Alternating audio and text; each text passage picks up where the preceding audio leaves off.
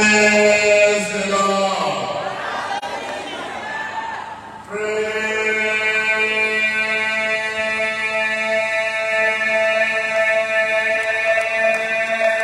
the Lord.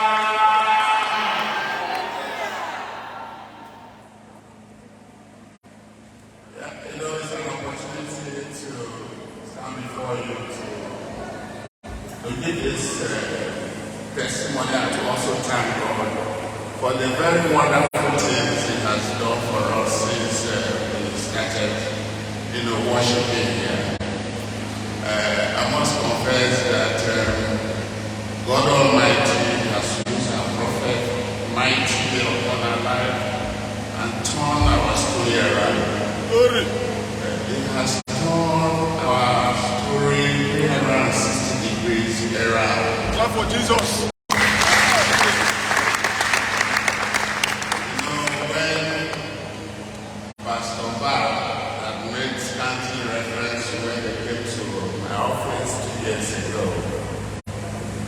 I also know that it was the beginning of so many multiple testimonies and thanksgiving, I would say.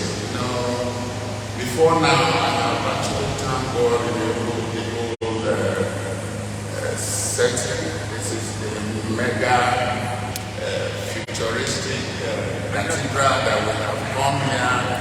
I know we are going to do so much around here. I'm standing on that very wholesome that God has really done for us to say most of these testimonies. You see, I would summarize because God is not a man.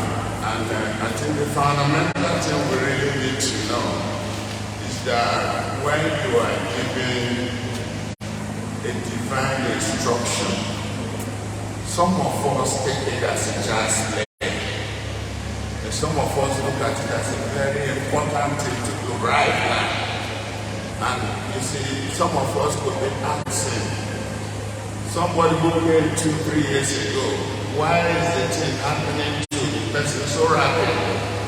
And then I have been in this church for ministry for like maybe 5-10 years and it's not happening the way it should. Sometimes we are part and parcel of the problem. So I give this testimony and also the reality of what is happening to us to reinforce your faith that when you go for consultation, when you have a spiritual encounter with the prophet, don't look at it as those engagement. Look at it that God is speaking through His servant that wants to do something in your life. Usually, sometimes the prophet says, go and do this. It looks so heavy because it's beyond what we want to. We had comprehend, but I ask and appeal to you that each time you are told such a direction or instruction, go all out, even when you don't have. Seek and borrow to be able to achieve it so that you can see the result of it. I want to say that in summary, God has used the prophet to make us citizens of another country. Glory. A family of 6 will be traveling very soon. While here in Nigeria, we have a permanent resident visa. The issue is not the resident visa itself. It is how the thing happened, because I must confess to us that some people have spent so much money and could not get what we've gotten in the part of God.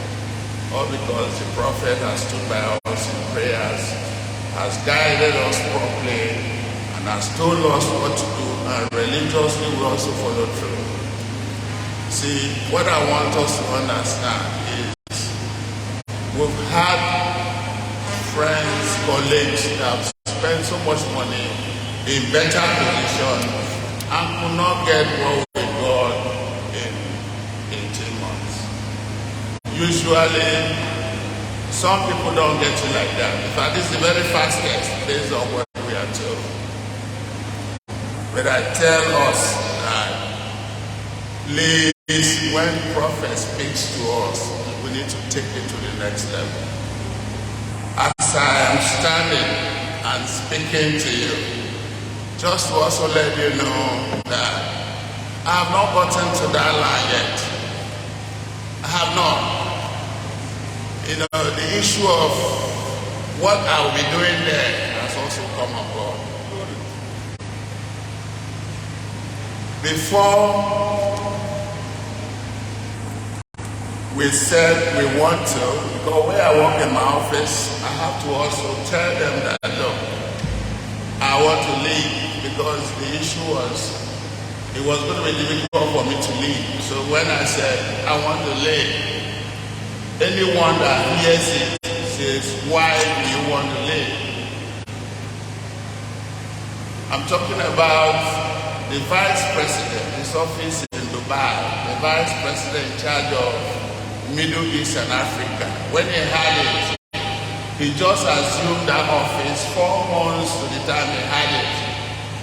He took a flight from Dubai, he came to Nigeria, he took me out, said, please, Boniface, why do you want to leave this job? And I said, it's not because of me, it's my family, it's my children. I'm trying to build a more solid foundation educationally. We don't have it here. In fact, before he came, the leadership here has engaged me here and there to say, look, you cannot leave. If your salary, we're going to double it. If you want it triple, we're going to triple it, but please don't leave us. That was how it was. And when the man also came, that was the direction that I had to appeal that this is what I'm having. Now, when I was able to convince everybody that it's family that is taking me out there, of course, my boss said, look, you work so hard. This place you are going, let me begin to make contacts there. And then people begin to speak to me from there. In fact, the former boss who left us had made his own contact. So I had so many people shopping for job opportunity even before I get there. So the one my immediate boss put together, in fact, they said, okay, come, you've not gotten here, but let's consider you for an account coordinator. So they set an interview, and they said, can we discuss that? I said, but this role is too small. I can't remember, I did this role in the 90s. So, but I said, no problem, this is what I want to give to me. So we sat. In an interview, they begin to ask me questions. And when I begin to answer, to tell them the various responsibilities and what is required, there and then in the interview, they say, okay, that role is too small for you. We'll make you an account manager. So we begin to discuss account manager.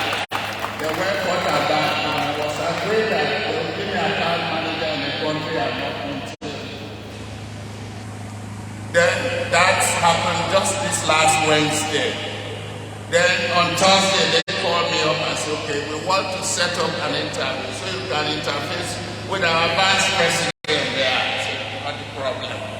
They set that interview for yesterday.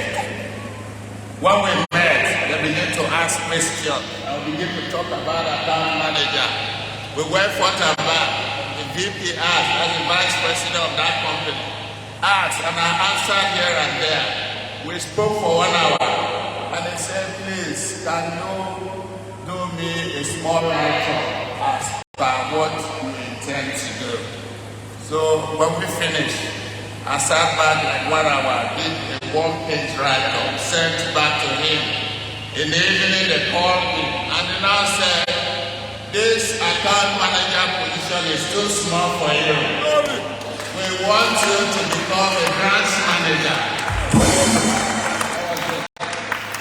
I said, okay, if you want me to be a branch manager, I will check it.